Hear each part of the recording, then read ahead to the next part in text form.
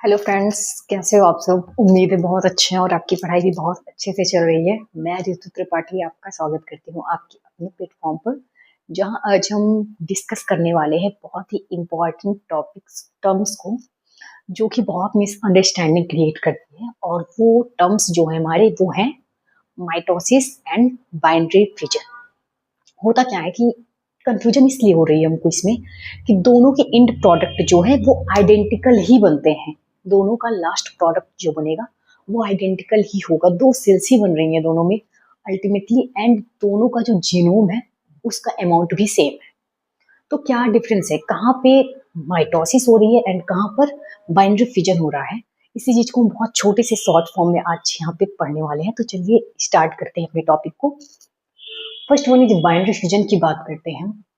तो binary fission का जो फंक्शन होता है वो कहाँ पर होता है, इसका फंक्शन होता है इन रिप्रोडक्शन। अभी रिप्रोडक्शन में भी कौन सी रिप्रोडक्शन में, सेक्सुअल में या असेक्सुअल में। तो ये परफॉर्म होता है हमारा असेक्सुअल रिप्रोडक्शन में। कहाँ होता है, असेक्सुअल असेक्सुअल रिप्रोडक्शन में परफॉर्म होता है हमारा binary fission.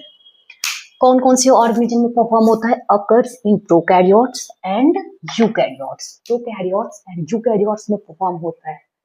Prokaryotes like virus, bacteria, इन सब में। और यूकैरियोट्स की बात करते हैं तो आपने पैरामीशियम को पढ़ा होगा कि पैरामीशियम में बाइनरी फिजन होता है ऐसे। एक सिंगल पैरामीशियम है हमारा, इसने बाइनरी फिजन करा, इसने बाइनरी फिजन करा ऐसे। एट द लास्ट दो पैरामीशियम हमको मिले ना, दो पैरामीशियम मिल गए हमको। इस तरह का बाइनरी फिजन होता है। स्टेजेस कौन कौन सी होती हैं अगर हम बात करते हैं तो क्रोमोजोम डुप्लीकेशन। सबसे पहले देखिए यहाँ पे ये हमारा एक पैरामीशियम है, इसका जो क्रोमोजोम का नंबर होगा उसमें डुप्लीकेशन होगा। डुप्लीकेशन मतलब दो गुना हो जाते हैं, क्रोमोजोम का नंबर दो गुना हो जाते हैं। आफ्टर दैट क्रोमोजोम सेग्रीगेशन, फिर वो जो क्रोमोजोम दुगना हुए हैं वो हाफ और इक्वल डिवीजन हो जाता है उनका। इक्वल डिवीजन होकर के ये देखिए यहाँ से इक्वल डिवीजन करके दो अलग अलग पैरामीशियम बन जाते हैं। फिर इनकी होती है साइटोकाइनेसिस। ये देखिए यहाँ पे साइटोकाइनेसिस स्टार्ट हो रही है इनकी। यहाँ पे देखिए थोड़ा सा पिंच ऑफ हो गया है, यहाँ पे सेग्रीगेशन क्रोमोजोम का स्टार्ट हुआ। आफ्टर दैट साइटोकाइनेसिस दो अलग अलग पैरामीशियम बन गए। ठीक, साइटोकाइनेसिस में होता क्या है, तो साइटोकाइनेसिस जो है हमारा इसमें होता है साइटोप्लाज्म। साइटोप्लाज्म जो होता है ना हमारे पैरामीशियम का या किसी ऑर्गेनिज्म का, साइटोप्लाज्म जो है उसका हो जाता है डिवीजन। क्या हो जाता है, डिवीजन। और जैसे ही साइटोकाइनेसिस होती है, साइटोप्लाज्म का डिवीजन होता है, तो हमारा जो सिंगल पैरामीशियम है वो बन जाता है तो अलग अलग पैरामीशियम में। इसलिए बाइनरी फिजन के थ्रू इसमें असेक्सुअल रिप्रोडक्शन हो रहा है। ये असेक्सुअल रिप्रोडक्शन हो रहा है। इनका स्टेजेस कौन सी है, chromosome duplication, chromosome segregation and cytokinesis. Product की बात करते हैं, two cells with identical genomes. जो प्रोडक्ट बन रहे हैं वो आइडेंटिकल जीनोम होता है उनका। टू टू सेल्स बन रही हैं, two cells with identical genome, या फिर ऑर्गेनिज्म बोल लो आप, क्योंकि हम अलग अलग ऑर्गेनिज्म का रिप्रोडक्शन कर रहे हैं। यहाँ पे रिप्रोडक्शन हो रही है यहाँ पे, तो अलग अलग दो इंडिविजुअल बन रहे हैं, ठीक है। बट वो आइडेंटिकल हैं तो उनको एज अ सेल कंसीडर किया जा रहा है कि two cells with identical genome. I hope आपको बाइनरी फिजन क्लियर होगा। अब हम बात करते हैं माइटोसिस की। तो माइटोसिस कहाँ पे परफॉर्म होती है, cell growth in multicellular organism.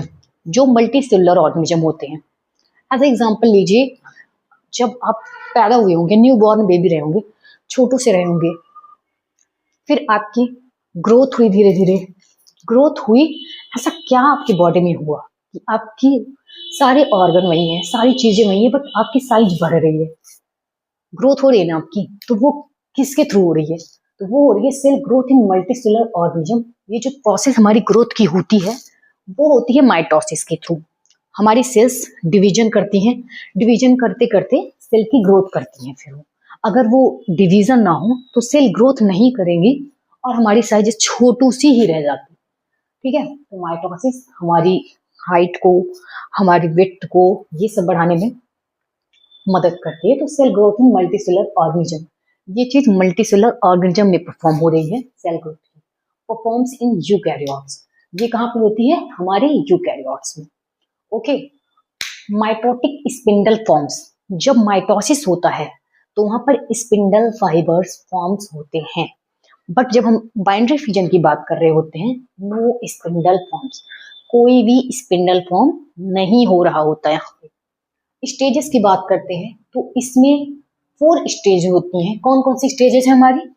Prophase, metaphase, anaphase and telophase. कौन कौन सी स्टेज है हमारी? Prophase, metaphase, anaphase and telophase. इसको हम पी एम ए टी इससे भी याद कर सकते हैं। सीक्वेंस आपको याद रहना चाहिए, P M A T, prophase, metaphase, anaphase and telophase. इसका भी एंड प्रोडक्ट की बात करते हैं, 2 सेल्स विथ आइडेंटिकल जीनोम्स, और यहाँ पे भी 2 सेल्स विथ आइडेंटिकल जीनोम।